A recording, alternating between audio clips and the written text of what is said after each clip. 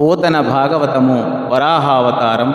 అనవుడు దానవేంద్రుడు హుతాసను కైవడి మండి పద్మలోచను నిదురించు వేడుకలు సందడి గొల్ప అనల్ప తేజుడై గనగద గేలబోని త్రిజగద్భయదాకృతి దాల్చి బ్రేల్మిడిం జనియ రసాతలంబునకు జండ భుజాబల దర్పమేర్పడన్.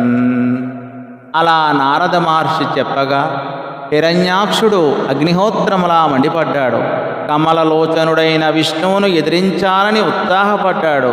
ముల్లోకాలకు భయం కలిగించేలా తన భుజబలాన్ని ప్రదర్శించుతూ పెద్ద గదను చేతబట్టి అతిశయించిన తేజస్సుతో ఆ మహాసముద్ర గర్భములోకి అతివేగంగా వెళ్ళాడు అని ఈ పద్య భావం.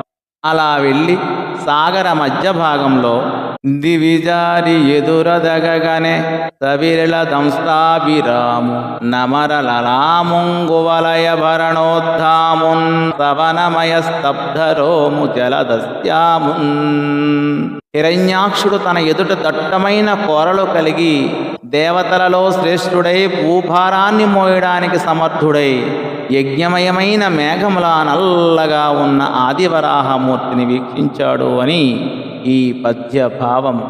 ఆ సమయంలో వరాహ రూపంలో ఉన్న హరి వనజరుచి సన్నిభములగు తన లోచన యుగల దీప్తి తనర దదలోకనముల ధనుజాదీసుని తను కాంతి హరింపజేసే తక్షణ మాత్రన్.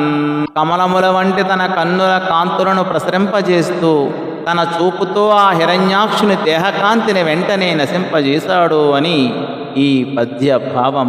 ఇంకా ఆ ఆదివరాహం అడ్డులేని శౌర్యంతో నిరాటంకంగా విహరిస్తూ తుద మొదళ్లకు జిక్కి దునిసి పారంగమోర కులశైలముల జిమ్ము కొంత తడవు బ్రహ్మాండ బాండంబు పగిలి చిల్లులు ఓవ గొమ్ములా దాటించు కొంత తడవు జలదులేడును బంక సంకులంబయ్యంక పురములా మట్టాడు కొంత తడువు నుడురాజు సూర్యుడు నొక్క మూలకు బోవ కురుచవాలము ద్రిప్పు కొంత తడువు గునియు గుప్పించి లంకించి గొప్పరించు నెగయుధర ద్రవ్వు పొరియగానే నే పురేగి దానవేంద్రుని గుండెలు దల్లడిల్లా బంది మెల్లనరణ పరిపందియగుచు దానవేంద్రుని గుండెలు దల్లడిల్లా బంది మెల్లనరణ పరిపందియగుచు.